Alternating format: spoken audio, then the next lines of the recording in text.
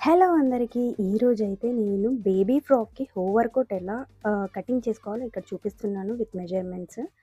Length వచ్చేసి 10 తీసుకున్నాను. అలాగే విడ్త్ వచ్చేసి 8 తీసుకున్నాను. ఇది 2-3 ఇయర్స్ బేబీకి.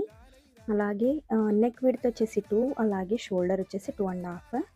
ఇక్కడ వచ్చేసి మనం ఫ్రంట్ డిజైన్ కోసం ఇక్కడ నేను పైనుండి ఒక 4 ఇంచెస్ అలాగే కింది నుండి 2 ఇంచెస్ మార్కింగ్ చేసుకుంటున్నాను. ఇక్కడ మళ్ళీ కిందన ఇలా స్ట్రైట్‌గా 3 ఇంచెస్ మార్కింగ్ చేసుకున్న తర్వాత, ఇప్పుడు మనం దీన్ని ఇలా డిజైన్ లాగా మనం వేసుకోవాలన్నమాట front side.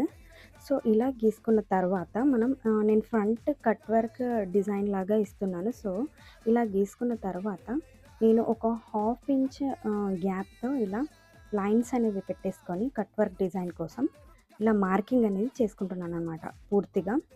Full front side full neck వరకు.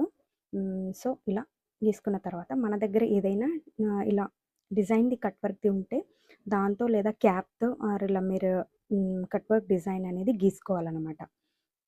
ఇలా పూర్తిగా మనం ఫ్రంట్ సైడ్ ఫ్రంట్ పార్ట్ మొత్తం ఇలా గీసుకున్న తర్వాత మనం ఈ లైనింగ్ అనేది కటింగ్ చేసేసుకొని మెయిన్ పార్ట్‌లో ఇలా పెట్టేసుకోవాలి. ఇప్పుడు దీన్ని స్టిచ్చింగ్ చేసుకోవాలనమాట. నేను దీని స్టిచ్చింగ్ వీడియో చూపించలేదు. కాకపోతే ఫుల్ లుక్ ఎలా వచ్చింది అనేది ఇక్కడ మీకు చూపిస్తున్నాను చూడండి. Over coat frock baby frock over coat అనమాట.